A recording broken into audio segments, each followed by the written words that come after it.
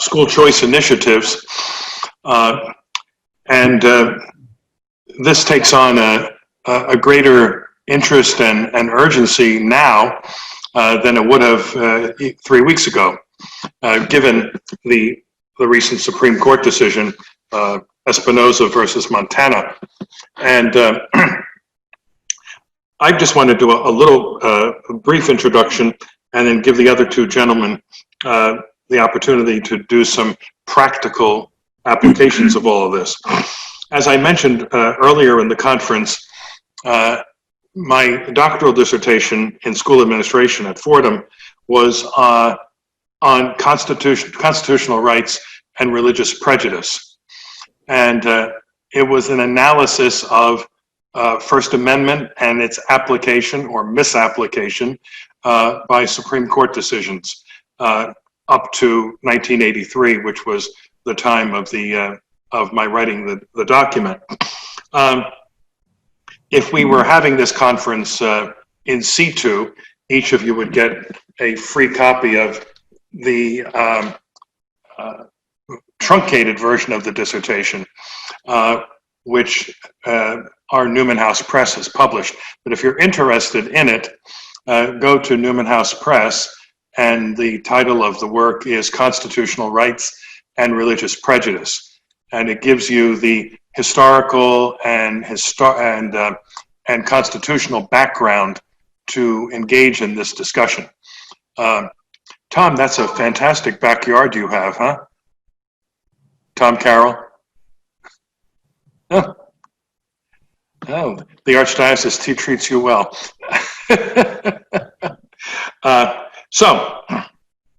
A few overview type comments. It's very important that he who controls the terminology controls the debate.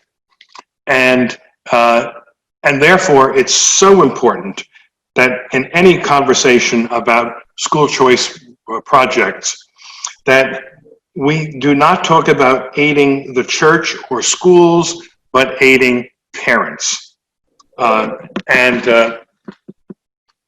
you know, in this whole era of talk about choice for everything imaginable, we ought to be facilitating the choice of parents in regard to the education of their children.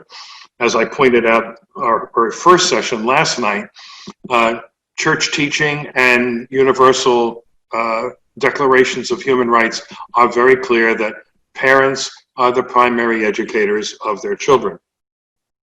The second aspect of the conversation is we have to recognize ourselves that this issue is no longer an almost exclusively Catholic issue.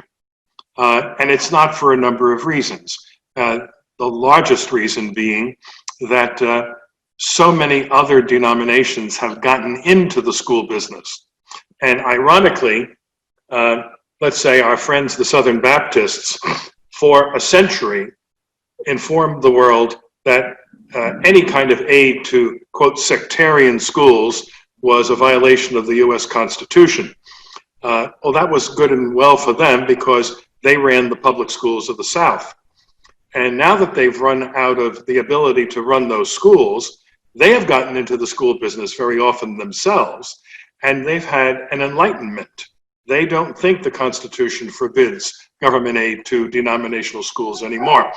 And so there's a whole shift of issues. So from school to parents, and from talking about this as a Catholic issue, rather to talk about it in a much broader term. And if we want to heighten people's sensitivity to this issue, we have to make it clear that, you know, the Supreme Court in 1925, Pierce versus the Society of Sisters, made it clear that, again, parents have the right, the absolute right to direct the education of their children. And that includes the ability to choose the most appropriate educational environment for their children. But there's another principle involved here, and that is very simply this, that it's not enough to say you have a right to do it, but then the government can't put obstacles in the way of doing it. So there's a fundamental constitutional principle that a civil right penalized is a civil right denied. I think I mentioned, maybe it was off camera last night, but the example I like to give is of the poll tax in the South. And when it became clear that officially the Jim Crow laws could no longer ban blacks from voting, it was decided that there's another way around this. You can skin the cat in a different way. So they attached a tax, the poll tax, to voting. And so if you didn't have the money to pay for voting, you didn't have the right to vote. And that also was declared to be unconstitutional. Mutatis mutandis, this is exactly the same issue that we're talking about here. You cannot say that someone has a constitutional right to do something and then impose a penalty on it. I stress, in fact, I believe you should be able to download the article I wrote for Catholic World Report 2 weeks ago called School Choice Overcomes a Major Historical Hurdle, which is both an analysis of that Supreme Court decision and also giving some indications about where we can and should be going. And one of the points I make in that article, and I make it repeatedly, we must be very careful. We don't want money given to the school as such. Now, there are some situations where that might be possible, and I think Tom may be talking about that. But as a general principle, we don't want it because the money flowing into the school, as a matter of fact, then sets up a relationship of control. And he who pays the piper calls the tune. On the contrary, we want the money to go to parents, which first of all emphasizes the philosophical principle that they're the primary educators of their children with the concomitant right to decide on the most appropriate environment for their children's education. And if the money is going to them, then the prospect of governmental control is diminished greatly. And the best example I can give is this. If someone is eligible for food stamps, that person can go to ShopRite, Shop whatever, Food Town, Food Market, Gristedes, it makes no difference, huh? And the person gives that voucher, that's what the food stamps are, gives that voucher to that supermarket. There is absolutely no relationship between the government and that supermarket. The government can't tell them how long to remain open or what supplies to put into the store or anything. That is the same thing that we're really aiming at when we talk about education vouchers or other forms of aid, precisely because we're talking about aiding parents, not schools. Another point to make, and I spent some time on this in the article, is the civic function of Catholic schools. As Pope Benedict said in that talk to Catholic school educators in Washington in 2008, that yes, there is clearly a benefit to the church, but that we educate also the soul of children, which then nurtures the soul of a nation. Our country is better off because our schools exist. The country is better off because we're producing, first of all, objectively speaking, a better educated citizenry. And at the same time, we're also producing people who know that have a value base to their lives and therefore can influence the conversation in the country. Is Monsignor Shadle on board yet? Because I wanted him to weigh in on the program in Indiana, which has been there for a number of years.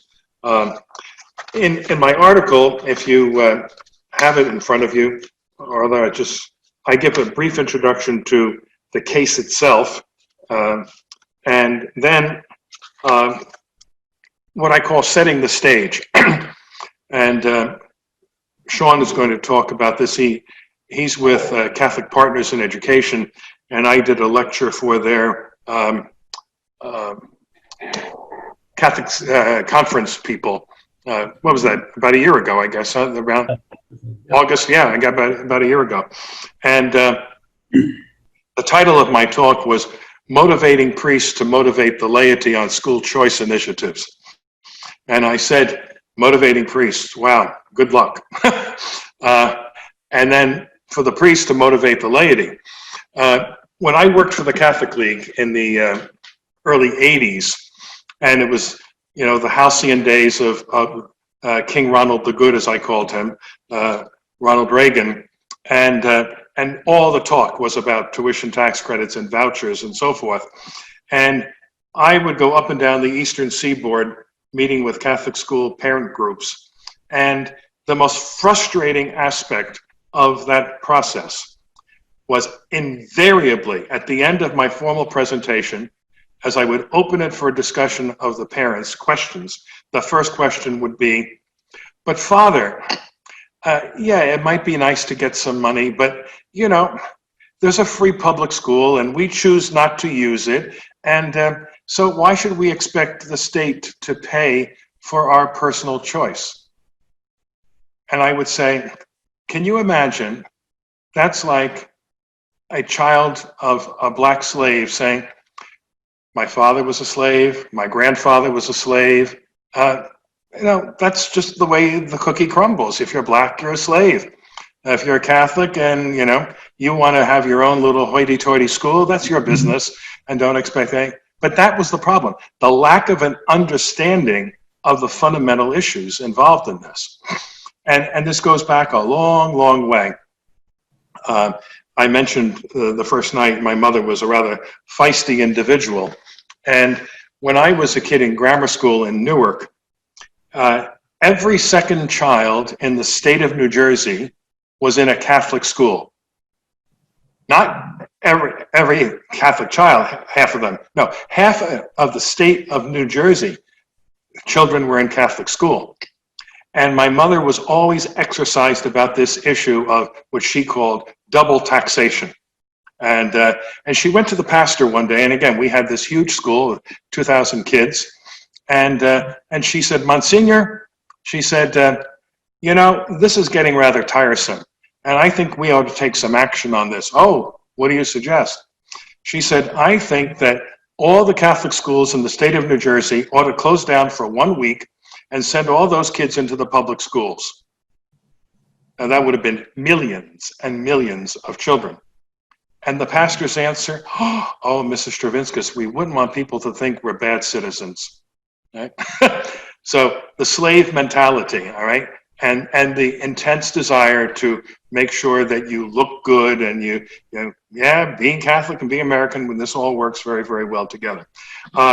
So I give a whole philosophical and theological basis for the whole school choice phenomenon. And why am I talking about this to you, gentlemen? Because it's going to be, you will be the ones responsible for trying to form lay leaders in your parish to carry the ball locally, whether that's a local initiative or a state initiative, or if there is even federal action on this. We do have a unique opportunity right now with Donald Trump, who has promised that he would deliver on this issue. Tom Carroll and I and others were in that conversation with the president a couple of months ago. And he's been serious on whether you like his keeping his promises or not, but he certainly has kept his promises on just about everything.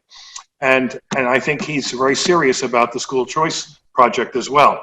So but our people need to know the background on it. And part of this will involve continuing education or homilies on what are the issues here that are theological at root or philosophical. And someone says to you, well, you're mixing with politics. No, these are not political issues. These are issues of fundamental human rights. And so with that background, then I stress this. Number one, we have to make the case for the importance of Catholic schools to the Catholic community and beyond, right?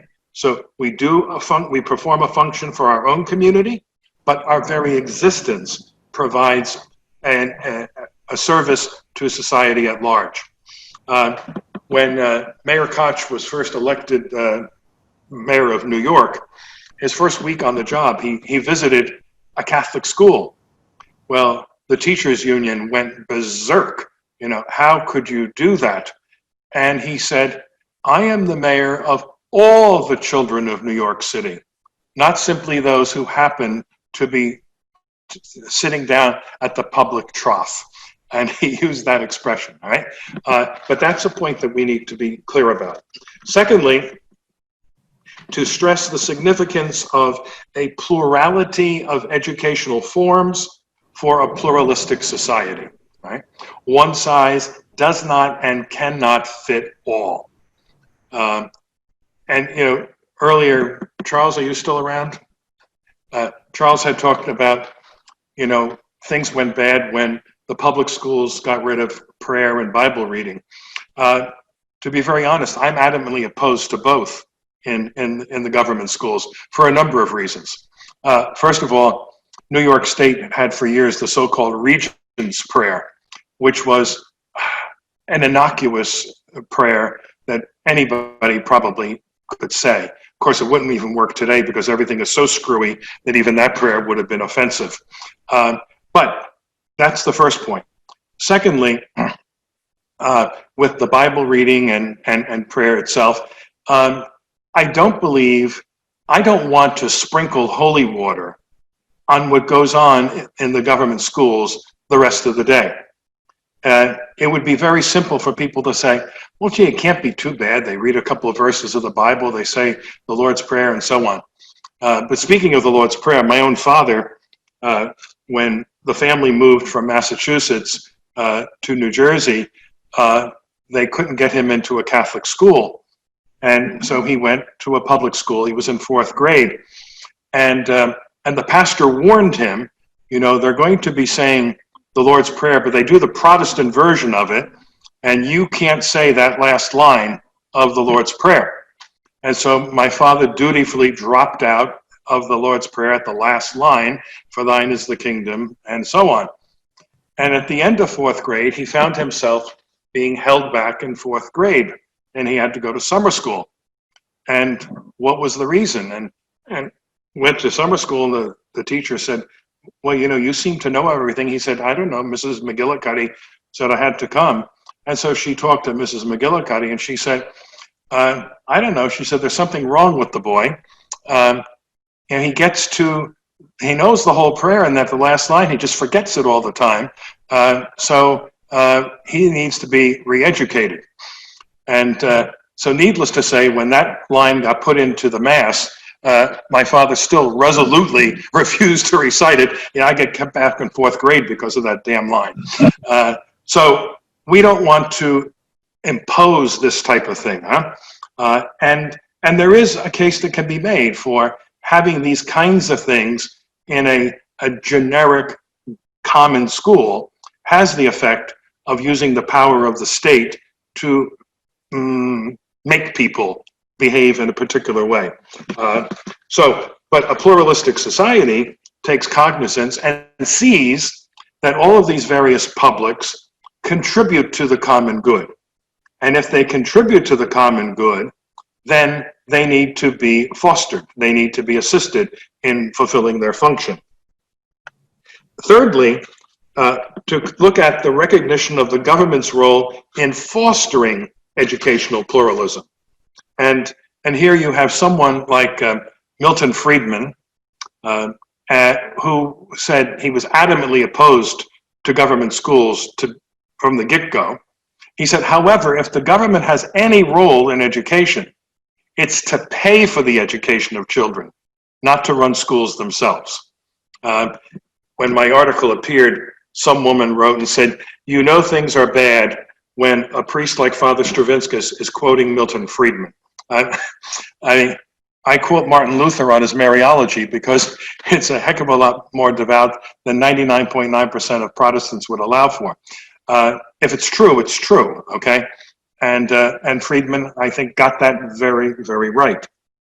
And the fourth, the responsibility of Catholics to secure parental freedom of choice in education. Pope John the 23rd made the point that before we attempt to vindicate the rights of others, we must first of all vindicate our own rights. This issue of parental freedom of choice is a social justice issue, okay? And it's got to be understood in that context. The Compendium of the Social Doctrine of the Church spends pages discussing the issue of parental choice and how it has to be safeguarded in law and fostered by financing. Pius XI, Pius XI, Pius XII, all talk about the responsibility of Catholics to lobby, to exercise their voting franchise, to represent the interests of parents in general, not just Catholic parents, but parents. And so those would be the points that I would want to leave you with.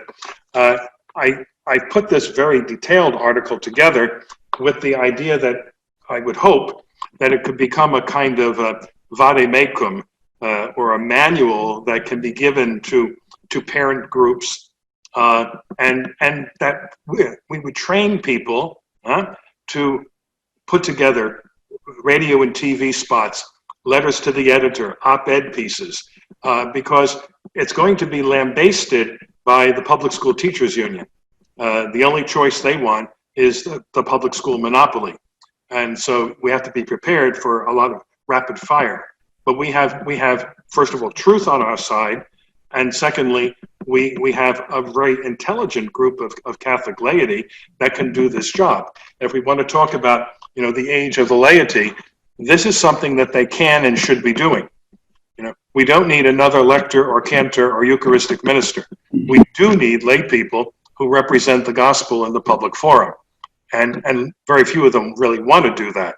And that's when they always say, well, Father should do it, no, there are things that are really far better, not for Father. We form people, laity, to go and do that. We don't have to do that ourselves. And in this context, I would say very often it's counterproductive for a priest to be leading the charge on an issue like this. So, Shawn or Tom, who wants to pick up? I think, Father, Tom and I talked. I think I'm going to go next because yes, I think Shawn. Yep. That's right. I think what you just said, Father, totally leads into what our work is. I'm going to try to share. Hopefully, I can share my desktop here, and we'll see if that's working or not. 1 second. Sorry about that. I'm not able to get it on there, but anyway, that's right. Well, Father, thank you so much for the opportunity again to present this year. Wish it was in person, but hopefully next year we can get back together. I think what you said perfectly leads into what CEP does, and we are a lay organization that was launched in 2017 in partnership with the USCCB. Because the bishops felt like there wasn't a state focused organization to do exactly what you said the laity needs to do. And that's what we do. We often say at CEP we have a soul mission, S-O-L-E, and we have a soul mission, S-O-U-L. And that is to serve the Catholic community by advancing policies that empower parents and children to enjoy the benefits of a great Catholic education. And, we should have existed 50 years ago because we do believe that education choice will allow more families to enjoy a great Catholic education. We can't rely anymore on the old model of funding, either from the parish or from the folks in the pews or foundations. Now, that's certainly necessary, and that's an important part, but as we know, with less and less priests and religious and sisters in schools, school costs have gone up astronomically for Catholic schools, and the costs of running those schools are enormous when you add in salaries and benefits and all those things that we have to do today. And so education choice is really the only way that we can accomplish that going forward. And I'm glad Brother Owen mentioned Gravissimum. That really is CEP's guiding document. And I believe that document illustrates better than any other Catholic, and therefore far better than any other secular or Christian document, the correct understanding of school choice. And if I could, I just want to read what I think is the most, succinct view of school choice in Catholic teaching. And that is, parents who have the primary and inalienable right and duty to educate their children must enjoy true liberty in their choice of schools. And this is the important part for school choice. Consequently, the public power, which has the obligation to protect and defend the rights of citizens, must see to it, in its concern for distributive justice, that public subsidies are paid out in such a way that parents are truly free to choose according to their conscience the schools they want for their children. So basically what that is saying is the parents choose, and the public school, the government does not only not stand in the way of that choice, but it supports it. And that is through financial support as well. So I know we've talked a lot about it today, but I'd like to set the table just a little bit for the meal. And, what is the state of Catholic education today? Since 1960, we have lost half of our schools and half of our students. Catholic education is facing a crisis today, and in large part because the Catholic community has failed to adequately respond to Catholic school financial crisis and to support policies for parents back their right to choose that education. In the last decade alone, Catholic school enrollment has dropped by 20%. That's just an unsustainable number going forward. And while we remain the largest and most successful private school institution in the country, we have to be realistic about both the state of our schools and enrollment. We just can't keep bleeding students and closing schools at this rate. And as I said before, we can't rely on the traditional model of funding to do that. There's only so much more enrollment we can do from parents, and there's only so much more support that we can ask priests to take out of the coffers to go over to the school. So we've got to find other mechanisms, and that is school choice programs. CP sees education choice as both an efficient and a moral way to increase accessibility and financial stability, but we need to unite Catholics behind our schools and to advocate in the public square for children who will benefit from them. And I think, Father, you just said that a little bit ago. It's the job of a Catholic to advocate for these things. It's not, advocacy is not a dirty word, and it's not it's not what a lot of people think of as politics. It's you're advocating for your beliefs in the public square, and as Catholics, we have every right to do that, just like the Protestant does, just like the atheist does, and everyone else. In 2018, the NCEA did a nationwide survey of American perspectives on Catholic education, and what was really interesting, the thing I always take away from that survey was that 81% of Catholic parents, 81%, and 62% of non-Catholic parents are more than willing to send their kids to Catholic schools. But it's the economics stupid, as they say. But that's if they qualified for a school choice program or if they qualified for a scholarship. So we don't have an issue of people not wanting to choose Catholic schools. We have an issue of a lot of people either believing they can't afford them or they don't have a way to pay for them. And only 30% of parents in school choice states even know that they live in a school choice state. And I I would say that that number is probably pretty close in the priesthood as well.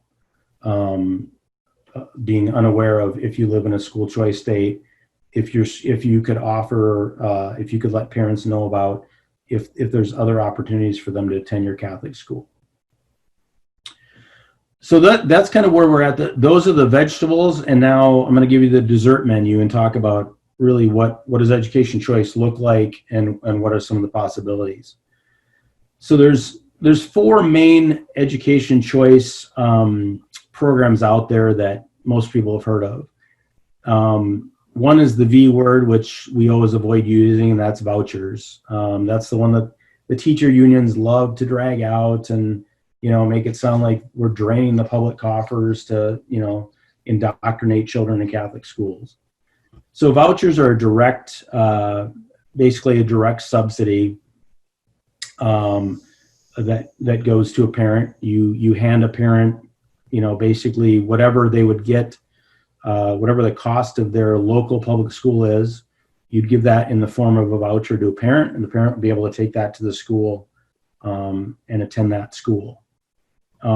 There's also personal use tax credits. My own state of Minnesota has these. We've had these since the 1970s.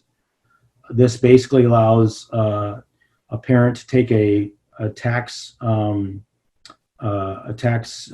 credit on their state taxes for tuition. These are good programs, but they only pay for a very small part of education tuition. And it's just not, personal tax credits are not what states are going for right now in the school choice realm. The two most popular education choice programs are tax credit scholarships and education savings accounts, or ESAs. Tax credit scholarships were the kind of the big program that everyone pushed for probably 10 years ago. And those basically allow in the simple terms, here's how they work. A family or a person, a husband and wife, could donate to a scholarship granting organization or a corporation, and they could take that money directly off their tax bill in the form of a direct credit. So if you donated $10,000, you could take $10,000 right off your tax bill. And then that money could be used by the scholarship granting organizations to give money in the form of scholarships to students who qualify. Today there's 63 private school programs operating in 29 states, including Washington, D.C. and Puerto Rico. And the majority of those are tax credit scholarship programs. The newest programs that everyone is really turning to now, especially states that already have tax credit scholarship programs or states that want to implement some kind of school choice, are education savings accounts. The beauty of those is those are a specific dollar amount that the state decides on in legislation. That money goes directly into an account for a parent to use as they see fit. And that means tuition, tutoring, might be used to buy a computer.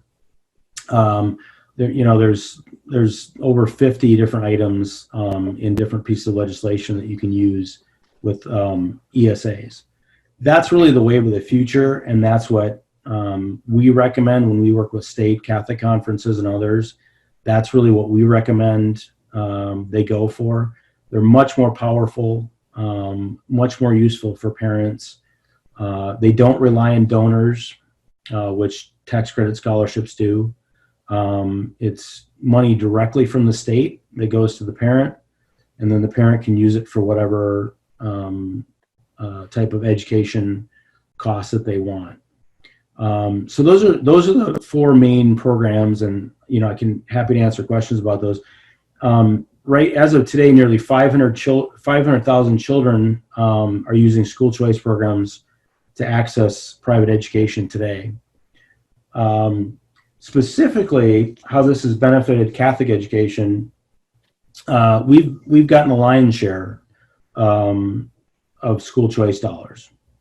According to data collected from 28 programs in 20 different states, which represents about 82% of total scholarship funding. So that's about 1.8 million out of 2.2 billion.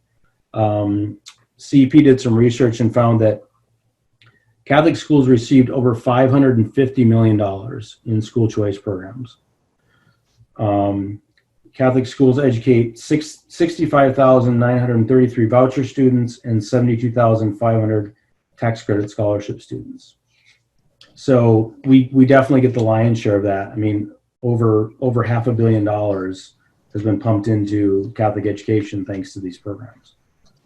So they do work. They're very effective, and Catholic schools, and more importantly, as you said, Catholic school families benefit from these programs. Our takeaway from this raw data is that the Catholic share of choice students corresponds roughly to the Catholic share of all private school students.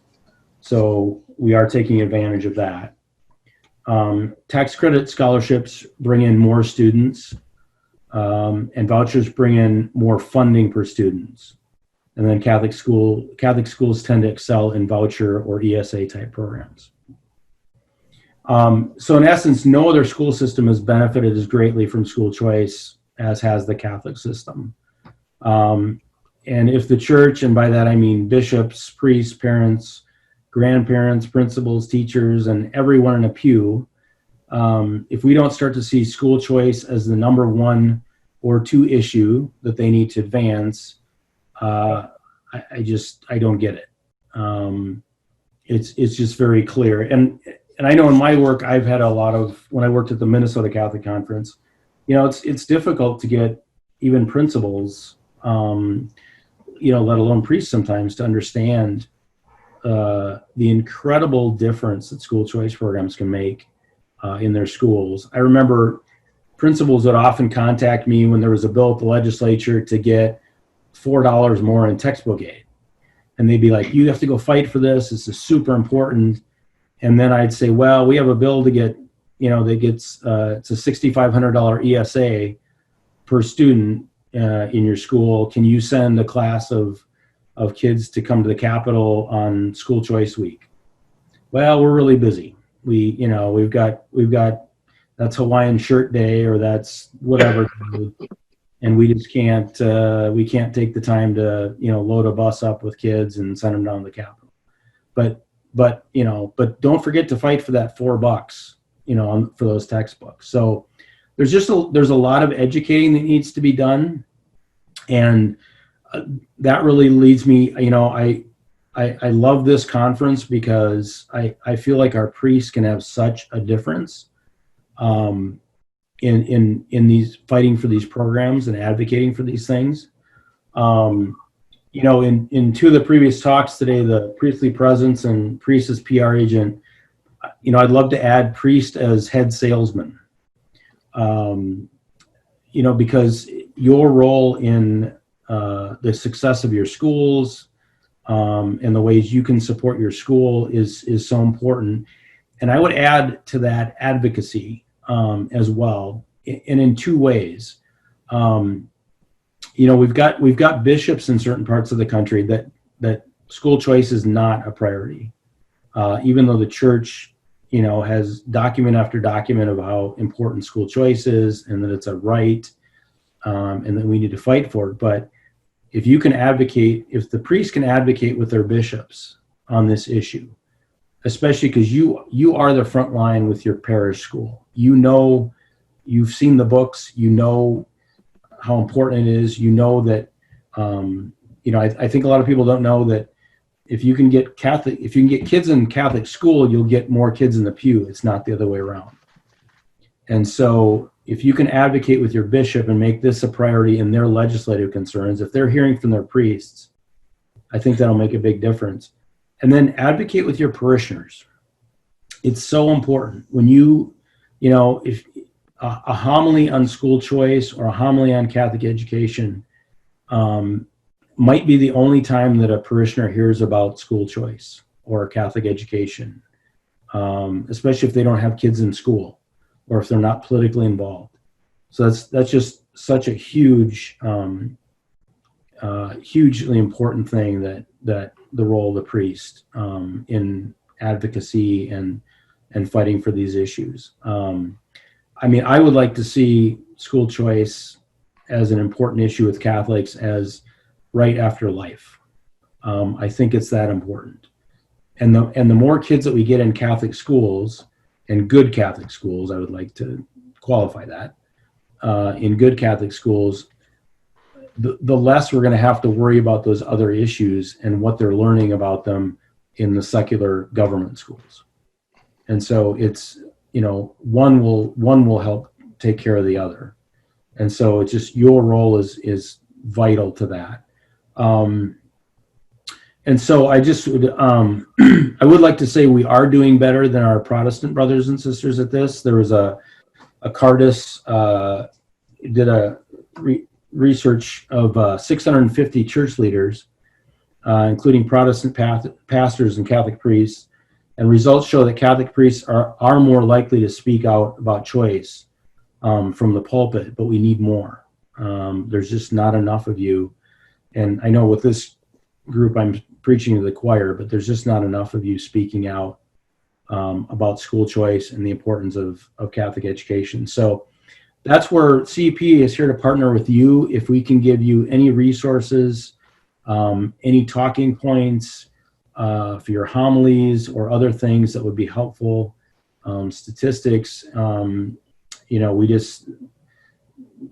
there for you. That's why we were created. And we're very excited about the prospects. We're working in New Mexico right now, South Carolina, West Virginia, and some other places. And we feel like there's some good opportunities to expand school choice. And so, but we can't do it without your partnership and your prayers. So with that, happy to answer questions when Tom is done, and talk about any specifics on school choice or regulations or anything else. 2 quick points, Shawn. You mentioned that Catholic priests are more inclined to discuss this issue than Protestant clergy. And I suspect that one of the reasons is we have a philosophical base by which to discuss these issues. If you're talking about, our most natural allies in this would be the evangelicals who have gotten into the school business. But, there's no verse in the Bible that talks about school choice. And so they're kind of tongue-tied. And we have the ability to discuss these issues without reference to God. And we can, as we do with the pro-life issue, really, we're able to do this because we have a frame of reference beyond the biblical. And that's something that's a great advantage to us. And it's something that we can transmit to our people. You talk about clerical leadership on the issue. I'm reminded of a wonderful story from the Archdiocese of Philadelphia, probably around 1950. St. Martin of Tours parish, which had a huge school, about 3,000 kids, still has a pretty good-sized school, but it's not 3,000 kids. But the 8th sacrament was administered there 3 or 4 times a week, namely bingo. And someone in the city council decided to withdraw the license of the parish for bingo. And so the old Monsignor walked over to school and he said, "Sister, we're taking the children on a field trip today on a civics class." "Oh, what monument are we going to?"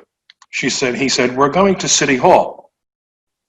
And 3,000 some kids were marched down to City Hall, and he simply barged into the mayor's office, and he said, "Mr. Mayor, this is a lesson for our children today, but it's also a lesson for you." And he said, "What do you mean?" "Sister, send them in. 1, 2, 3. Each child counted down till he got to 3,100, whatever. "Mr. Mayor, they're all yours. We're closed." And before there was Skype or anything else, there was an emergency meeting of the city council, and Monsignor got his bingo license back.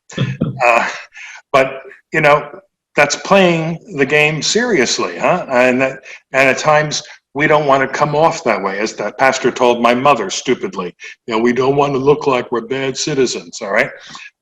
Or that it's okay for us to advocate for somebody else's rights, but we don't want to be seen doing that for our own. And again, as I pointed out from John the 23rd, he said that's all backwards. You claim your own rights before you can claim anybody else's rights. So with those 2 points, Tom is with us again. And before Tom got into the superintendent's job in Boston, he was involved in all of these interesting topics. And that's where Tom and I first met. What was it, about 10 years ago, Tom? Or? Yeah, about that. What? Yeah, so by the end of this, I want to convince you your 2 role models should be Chairman Mao and Ted Kennedy. So I'll get there and explain why. First, Chairman Mao, because I think what he understood is if you could capture the hearts and minds of the children, the future was yours. And I think that really is why Catholic schools are the future of the school. We have children for 6, 7, 8 hours a day. We have them from when they're roughly 3 years old all the way through 12th grade. That amount of time to evangelize dwarfs anything that a priest has talking to people for an hour on Sunday. And the kids are impressionable, they're open, they're not cynical yet when you first get them. And I think the church makes a huge mistake by ignoring the value of that amount of time with people that are that young and could be with us for a very long time. So I think we should take a Chairman Mao approach to that and be more practical about it. So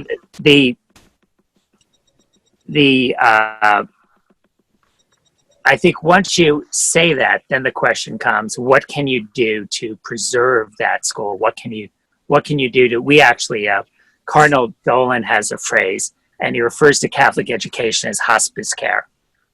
That's not what he desires it to be, but I mean, we know the patient's going to die. And so the only question is, how do we mitigate the pain of the death that we believe is inevitable? And I think the only way to inspire parents to grow a system is to believe that there's a future here that we all believe could get bigger and bigger over time. But we have to first believe that it's worth saving in order to begin the process to saving it. Now, as Shawn mentioned before, the core problem here is not a lack of people who want to send their kids to our schools. There are plenty of people to fill up all of our schools. What we're facing for a variety of economic reasons is there simply isn't enough money in enough households for people to afford to do what actually for many people would be their first choice. So scholarship programs, vouchers, tax credits, ESAs are all a way to simply say we need to empower parents with enough money that they could actually do what they already believe is in the best interest of their children. And I believe that's not limited only to parents who are Catholic or only parents who are Catholic and also go to church. But I think there's a lot of other people who value, particularly with all the kind of wrenching cultural, social changes that are occurring now. I think it's proceeding much too fast for an awful lot of people. And people value a lot of what the Catholic Church stands for, even if they don't believe in all of the church's teaching. And that the broadness of the appeal of the Catholic Church is a tremendous evangelical evangelizing opportunity for us, not only to make sure that we do a better job of catechizing the next generation, but that we can also bring more and more people to the truth over time. And I think we should focus on that. That's the first set of issues. The second is we need to understand that, which very few people do, that we actually are playing a very strong hand. Most of the people in Catholic land are demoralized, they're despondent, they're kind of used to a steady decline as kind of the natural state of affairs. It's been going on for a very long time.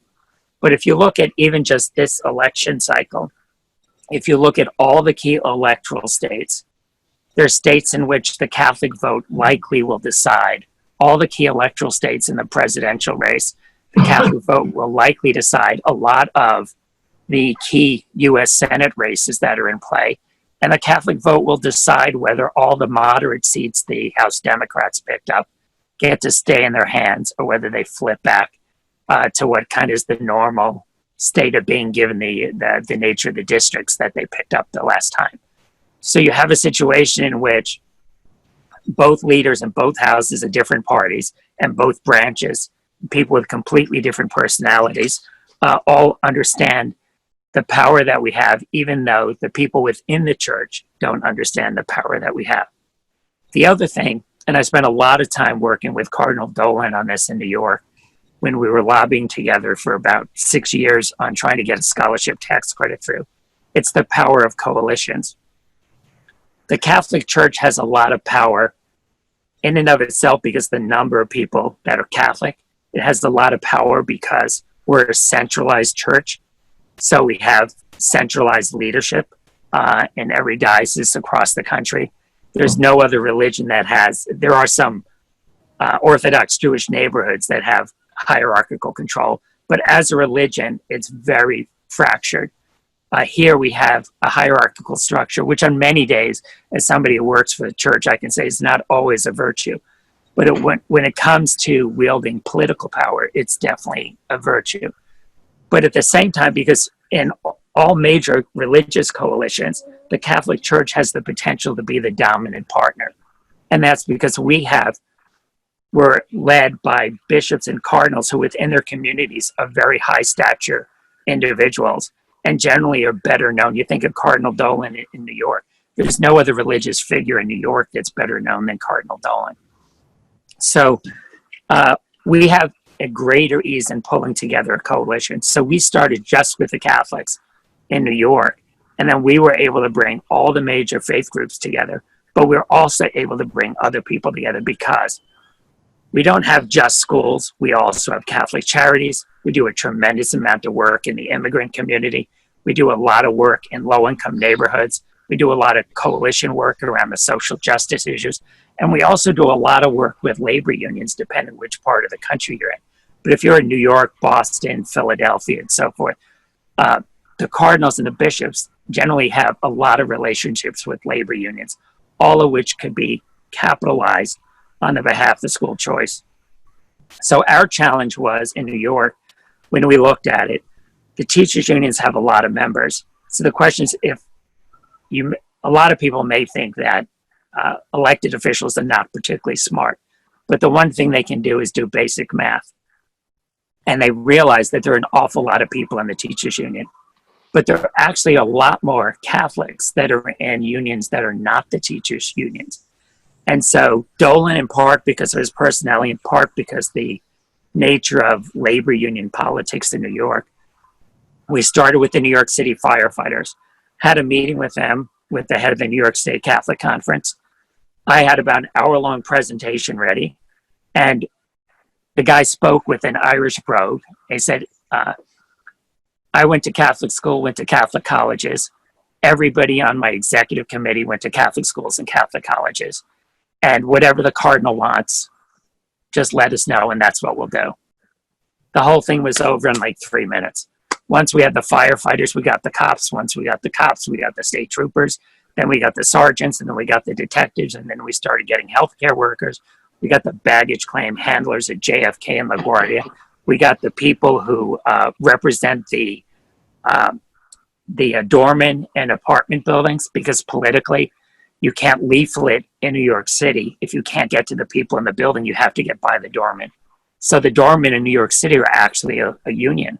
It's one of the 2 or 3 most powerful labor unions in New York City. So by the end of it, we had 40 labor unions lined up. And they were basically Catholic labor unions, meaning ethnically, they were Irish, they were Italian, and more recently, Hispanic. So in a state like New York, it's also true in Boston, there's a lot of relationships in that. So when we went, and I was doing lobbying, we had a team of people, but we went to legislators, we didn't say, go with us and stick it to the unions, because it was New York. We went in and said, we've come up with a proposal that helps all kids in the state, including ours. And we have more labor unions behind us than the teachers unions do. And then we figured out that there were a lot of labor unions that didn't like the teachers' unions. So, for example, the teachers' union in New York City, Michael Mulgrew, did a protest against the police with, and this was a few years back, with Al Sharpton of all people. The second they did that, within a week, the New York City Police Union came on board onto our issue, and then all the other police unions fell into place, just because this instinctive reaction they have to him in particular for a fake case that he did, 20 years ago or 25 years ago. So some of it was opportunistic, but I think it's important to understand what we bring to the table. It's important that we can bring a lot of other people to the table and to kind of mix it up. Because of that, and then a lot of people thought, we'll get the Republicans, but we'll never get the Democrats. And I had said at the beginning, we'll actually get Andrew Cuomo, which nobody believed me. Including those of you from New York know Peter Flanagan, the late Peter Flanagan. He said, there's no way you're going to get somebody named Cuomo to be in favor of this. And I said to him, he's not on the issue because we don't have any political power at the moment. If we build a great parade, he's going to volunteer to be the grand marshal of it. So the reason we're not making any progress is we haven't assembled the parade. So once we had all the labor unions and everything else, all of a sudden Andrew, who in the beginning told Peter Flanagan, it's unconstitutional, we can't do it. Once we had all the labor unions, he didn't care about the Constitution anymore. He just wanted to know how he could be part of the event. And so in the end, I got 75% of the Democrats in New York City to put their name on the bill, despite withering union a very aggressive campaign to keep people off the bill. Got 90% of the Black and Hispanic members in the legislature on the bill. And after we did all that, Cuomo then appeared in TV ads that we raised the money for, the Cardinal spoke to him on, and calling for the Assembly Democrats to have a vote on the issue. And so nobody ever thought in a million years that he'd be calling out Democrats in TV ads or that he'd be doing it on behalf of school choice. We almost got across the finish line, and the only thing I didn't anticipate in a 5-year plan was that the FBI would come in and arrest the speaker 3 weeks before the vote. And so we then got a brand new speaker. The outgoing speaker, a guy, Sheldon Silver, had done 6 different bills that the teachers' unions didn't like because he had enough power he could buck them every once in a while. And then a brand new guy came in, and he just didn't have the stature to stand up to the teachers' unions. But my point is not, despite that we didn't get it across the finish line, it shows the basic premise that coalition politics can work if you can assemble a politics that reflects what's going on, and that the Catholic Church is uniquely positioned to do that. Now, this is where I get to Ted Kennedy. And I'm not suggesting that anybody get in a car with a woman and drive across the bridge. So what I'm suggesting is what I always admired about Ted Kennedy is on the issues he was involved in, whether it was healthcare or the minimum wage, he worked on those issues for 20 or 30 years. And whenever there was an opportunity to advance one of those issues, in whatever way he possibly could, he took advantage of the opportunity. And there was no comparable person on the Republican side or the conservative side who had that stamina or had a sense of just seeing a moment, that there was a moment that could be seized. So right now, I think we're in the middle of a moment that can be seized. So the pandemic, we have Cardinal Dolan announced the other day 20 schools are closing. Brooklyn's closing, I think 6 or 7. In Boston, we closed 10 schools, which is about 6. Thank you. And then in Boston, we just closed 10 schools. And for the simple reason that because the economy was shut down, a lot of people simply can't pay tuition and our enrollment's collapsing. So the opportunity here, and this is kind of the Ted Kennedy moment, is saying even in adversity, sometimes opportunities arise, is we've made the argument, which is really simple, which is you guys basically caused the problem. We had all these people in our schools. Everybody was happy. They liked it. The kids liked it. We liked it. And the only thing that changed is you, in a sense, ripped them all out by taking all the money away by closing the economy. We're not arguing with the health decision, but while you're handing out literally trillions of dollars, you need to fix this problem. And then, by the way, to the Democrats, we said most of the people in these schools are from families that vote Democratic in all the elections, because just the working class Irish, the working class Italians, they're minority voters and so forth. So they're core Democratic constituencies. And then to the Republicans, we'd say the kind of families that we serve are the ultimate swing voters in elections. And so if you want to kind of poach on the other guy's territory, these people, this is one issue because you're talking about something's really personal to them, which is their own children. You can get their attention on this issue in a way you can't on others. And some of the Catholic issues are divisive, but in this one, it has the broadest level of support. Whether people go to church or don't go to church or the Catholic, everybody likes Catholic schools. If you do any polling and just do the phrase Catholic schools, no matter what people think about bishops and cardinals and what they think about the abuse scandal, the one thing everybody agrees on is the value of Catholic schools. So there's a foundation there. So where we are now, and Father Stravinskas mentioned it, we arranged for, through Kellyanne Conway, whose school closed the week before the conversation that we had, and 2 weeks before that, Nancy Pelosi's school that she went to in Baltimore closed, an all-girls school. Kellyanne got motivated, was talking to the president, vice president, everybody else. And then we arranged for the sales pitch to be given by Dolan, O'Malley, and Archbishop Gomez in Los Angeles. The call ended up spinning out of control. About 600 people ended up on the call in the end. But what I said to O'Malley at the time was, you have an opportunity to talk to the person who's going to decide whether this issue becomes possible or not, and just ignore everybody else on the phone. We don't get a chance often to talk to the leader of the free world about school choice. So just take that opportunity, talk to him like you're the only two people on planet Earth at that moment. And so it led off with Dolan, then with O'Malley, a couple other people, and then was closed up by Gomez. And the president was sold literally in a single phone call. There were back channel conversations about the politics of the issue that other people handled, that the two cardinals and the bishop didn't handle, but other people did. And then the next thing was we had to convince them on how to do it, which is literally we just want but there's going to be money for K-12 education in the bill. So our argument was simple. 10% of the kids educated in the country are in non-public schools. About 40% of those are in Catholic schools. So we want whatever the money is going to be spent on the public school system, we want 10%. So what I said to people is, in a sense, we've now turned the teacher union lobbyist into our lobbyist. They're going to lobby to get the K-12 thing in the bill out of their own self-interest.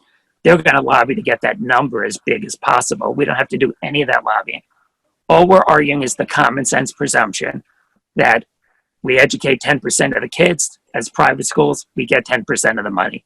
That's kind of our commission. You could call it a tithe, if you will, that the unions are paying to us. So everybody's agreed on the 10%. So what that will mean is likely that non-public schools will get about $5 billion. We could get about $3 billion for Catholic schools around the country. If somebody said to you 6 months ago, do you think you could spend 3 weeks and get $3 billion in scholarships? People would have scoffed at it. But right now, as we speak, the president's agreed to it. He's indicated it's his top priority. Jared Kushner last night confirmed to a person who spoke to him that it's on their short list, their first tier of things they want in the bill. And then I had two people that spoke to Mitch McConnell, the Senate Majority Leader, in the last week, in which he indicated he believes that not only will it be in the Senate bill, but that it will be in the final negotiations. And then thirdly, we just heard a couple days ago from one of the top policy people to Nancy Pelosi that she's open to the idea, which again, nobody would have predicted. Now, the chairman of the Ways and Means Committee, Richie Neal, used to have been, was formerly the mayor of Springfield in Massachusetts. So a bunch of people around O'Malley, some of whom are donors that have, for reasons that had nothing to do with the cardinal, have been raising money for him for many years, had some conversations with him. And then other people, one by one, are talking to him. And we have other congressmen that are friendly to the archdiocese, Congressman Lynch, for example. We have a former congressman that's intervening as well. So we have a lot of relationships there, just kind of in terms of Massachusetts politics, because of the footprint of the Boston Archdiocese. So he's been talking. So Richie Neal, we've confirmed from a number of people. So you have the chairman of the Ways and Means Committee and the chairman of the House Rules Committee happen to be from Massachusetts. Chuck Schumer doesn't always agree with the church, obviously, but Cardinal Dolan has a very good relationship with him. And if he calls him, he'll pick up the phone and have a conversation. We have a congressman from Massachusetts, Bill Delahunt, a former congressman, who was, when they were congressmen, Dick Durbin, Chuck Schumer, Bill Delahunt, and one other person were living together on Capitol Hill for a whole bunch of years. So Bill Delahunt has indicated that he's going to talk to Durbin and Chuck Schumer for us. And then from my New York days, all the people that were funding our advocacy effort, they're all people that are given very substantial, a lot of them have given very substantial sums of money to the Senate Republicans for a variety of reasons, mostly a lot of them around judicial nomination issues. So one by one, people are calling Mitch McConnell and getting kind of, he's taking all the phone calls. And then we're doing a grassroots stuff, and we got a bunch of people dealing on the political side as well. So I think I agree with what Shawn said. A lot of the Catholic conferences, a lot of the dioceses around the country spend their time on a lot of petty stuff, whether they get an extra $4 or whatever. And, you know, my view is kind of go big or go home. And if we can get $3 billion in scholarships, I know just the Boston Archdiocese alone, that turns out to be about $35 million in a single check on one afternoon in August. So that literally will give us several $100,000 for every single Catholic school in the country. And there'll be very few closures next year if you suddenly had another $300,000-$400,000 for every single school in the form of scholarships. And all we have to do is get the money, distribute to all the people that already were in our schools that want to stay in our schools, and then we kind of keep it together until we get to the other side of the pandemic. There's also a longer term play on scholarship tax credits, but I think is not going to happen in the context of a short-term emergency bill. So that's my kind of theory on how this could work, and that's kind of the latest example of, you know, how that theory can apply in a real life situation. And we'll know the beauty of this one is they're coming back on the 20th, and they're trying to get a deal by August 7th. So we're trying to whip people up to get involved, but it's not a 5-year effort. It's really just from the beginning. We said we're just queuing it up, so we'll have a 3-week period in which everybody has to be really active. And it's worth people's time for 3 weeks if you could get $3 billion, get paid basically $1 billion a week. So that's what we're trying to pull off. Great, Tom. Thank you very much. A little bright, shining light for a change. Tom mentioned one thing about nothing as such to do with the school choice issue, but in terms of educating children to particular issues. When the church puts her mind to something and puts all her resources toward it, it works. And the best example of that is the pro-life movement. If there were not a Catholic school system in the United States, there would be no serious pro-life movement whatsoever. Everybody knows that. And we have done a tremendous job in educating now 2 generations to have a very strong pro-life stance. The Washington Post, I guess it must be 5 years ago now, sent a reporter to cover the March for Life that year. And the fellow wrote an article the next day, and as we all know, the Post is second only to the New York Times for animosity toward the church and the church's positions on issues. The fellow was very honest, though, and he said, first of all, displaying his tremendous ignorance, that when he was assigned to cover the march, he didn't understand why the editors wanted him to cover a bunch of old ladies marching about abortion. And he said he was stunned at the youthfulness of the movement. He said, secondly, what struck him was the Catholic school dimension to it. So kids with their school banners or their school uniforms or their school jackets or whatever. And he said, so I concluded, aha, these Catholic kids are brainwashed by the institution. And he said, and I started to interview them as they were marching. And I want to tell my colleagues in the pro-choice movement, we're in serious trouble. These kids are not brainwashed, they're convinced. Tremendous statement, huh? And I always use that example to say, we did well with that issue, and there's transferability to other issues. And whether that's contraception or the nature of marriage or all the rest of those hot button issues. But we became a major player in that entire movement precisely because of the schools. So, any questions for either myself or Shawn or Tom on school choice initiatives? I have a question, if I might. Bishop Kennedy here. One of the. By the way, we're seeing your face and your library rather than your ceiling.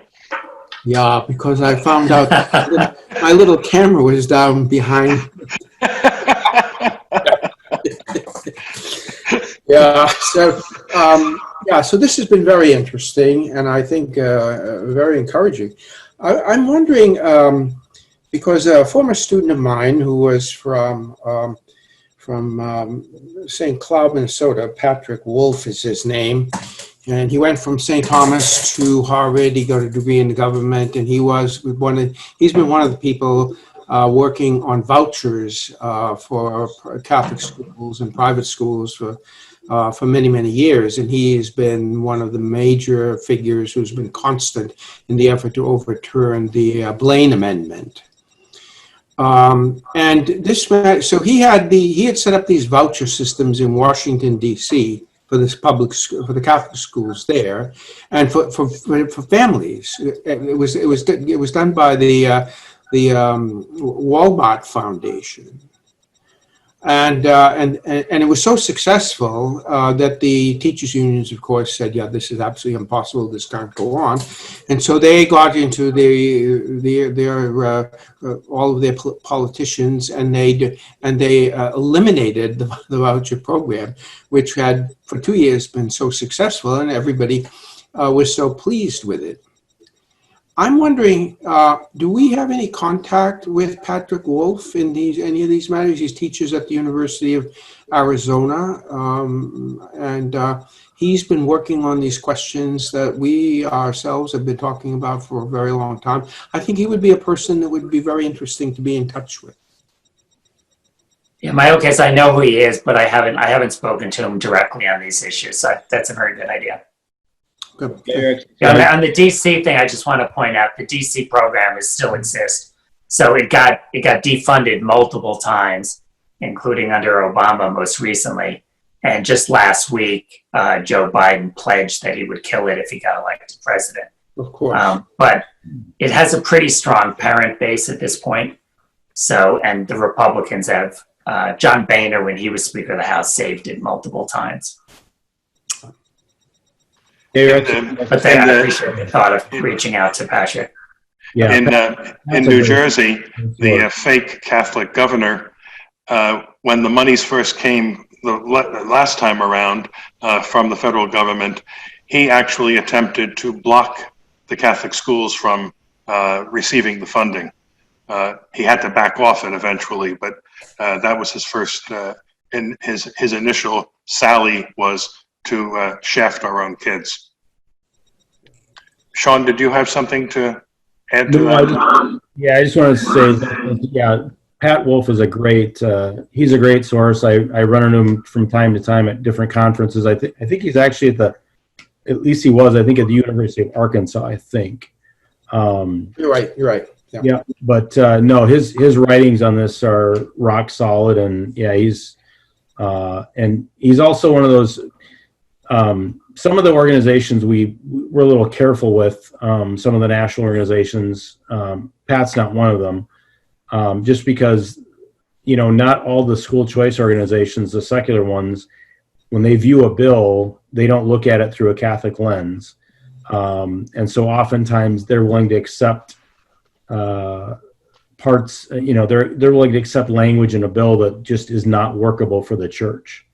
And so that's part of what CEP does. We work with state Catholic conferences and legislatures to make sure that school choice is actually something that the Catholic community in that state can participate in. But yeah, Florida is an example of that, which it has under Jeb Bush. They put in a scholarship tax credit, but they have a single dominant secular provider that's crowded out all Catholic scholarship funds in that state. Yep. And that's not good, because at some point they, step up for students in Florida might bend to the secular will and start putting all kind of SOGI language and LGBT stuff. Sure. And then the Catholic schools get, mustered out. So we cannot stress sufficiently the need to be very, very vigilant about language in any piece of legislation. The prime example of how this can all go awry is the situation of Catholic schools in Canada. There's hardly a Catholic element left to any of them. Poor Cardinal Collins in Toronto is besieged week after week with incursions into the identity of the Catholic schools and regulations and monitoring, not simply to tolerate, but to foster, and all the rest of it's a disaster. Another example of this is in 1998, I was invited to give a week-long seminar to the administrators of the newly reopened Catholic schools in Lithuania after the fall of communism. And it was a wonderful experience. If you want, send AOC and company to a place like Lithuania to see what communism achieved for people. At any rate, at one of the evenings, I was invited to the residence of the auxiliary bishop, the Archbishop. Actually, when I was in Lithuania, he was in Rome. But the auxiliary bishop and I had a meeting, and he said, "Oh, Father, you'll be very pleased to know we have a piece of legislation in the Lithuanian parliament which will give total funding to the Catholic schools." And I said, "Oh, and how is that going to work?" And he said, "Well, they're going to pay all the teachers' salaries and the administrators' salaries." And I said, "Well, Your Excellency, who chooses the administrators of the schools?" And he said, "Well, we can nominate 3 people, and the provincial or regional state head of education will choose from that list of 3. And I said, "Well, suppose he doesn't like any of the 3. He said, "Well, then we have to come back with a different 3. And I said, "And suppose he doesn't like any of those 3. Well, then he will appoint his own person." I said, "That's a disaster." I said, our Lord talks about the second state of the man being worse than the first. You were better off under communism. I said, because and he started to cry. And he said, "But Father," and I said, where are your people? Where are your lawyers? Where are those who can help you?" He said, "Well, we have no infrastructure. We don't have the lawyers. The Catholic lawyers were excluded from the whole process for decades in the Soviet Union." And so I said, "Well, there's a problem there." Well, I was going back to Rome after that. And the very first day I was there, I happened to have an extensive meeting with Cardinal Laghi, who had been our nuncio, but then went to Rome as the head of Catholic education. And he very much had his ear to the ground on things. And he said, "I hear you just got back from Lithuania. How are things there?" And I told him all the good stuff. And I said, "But there is a problem." And I explained what this bill was. And he went berserk. He said, "Where's the nuncio? What's the matter with the nuncio? That he would allow this to..." He got on the phone with the nuncio, with me in the office, and said, "Stop that legislation immediately." But that's the important point, to understand in advance the implications of these things, because once it's there and the cow's out of the barn, that's the end of the whole project. And so, yeah, we want money, but not at the price of the Catholic identity of our institutions. Anybody else? Well, you've all been such good students. Peter, could I just say, I'm sorry, I had to be away today because I had, Dennis and I were part of a dialogue on the modern Orthodox Jews. And so we had to spend our time going through the considerations of a whole series of dialogical questions regarding our relationship and how it will continue. It's a very important dialogue. I think it's probably, in terms of any ecumenical interreligious dialogue, the most important one that the Catholic Church has at the present time. So, but I'm sorry I was missing today. Mentioning the conversations with Jews, when I worked for the Catholic League, there was a piece of legislation in the New York State Legislature, which was a minimal upping of some of the allotment for non-public school children, and one of these things like $4 more or something. And I got word that the ADL, the Anti-Defamation League of B'nai B'rith, was lobbying extensively against it. And I contacted the ADL because they were sort of the Jewish version of the Catholic League, or actually, truth be told, we were the Catholic version of the ADL, and they were far more effective than we ever were. And so I said I wanted to speak to whoever is in charge of interfaith relations. And Rabbi Klinicki was the man for that, and Bishop Kennedy knows him well, and Requiescat in Pace. But at any rate, I got him on the phone, and I said, listen, I've heard this, and I want you to understand this is a very, very serious issue for us as Catholics. And I said, and he said, well, personally, I don't have any problem with it, but the people upstairs do. And I said, well, do you understand that this is not simply going to benefit Catholics? I said, you have all of those yeshivas in Brooklyn that will benefit more, if not more than we will. And he said, the people upstairs said they would sooner that every yeshiva close than one Catholic school stay open. And I mean, a very honest statement of things. And he said, but perhaps you and I can get together and have lunch or dinner.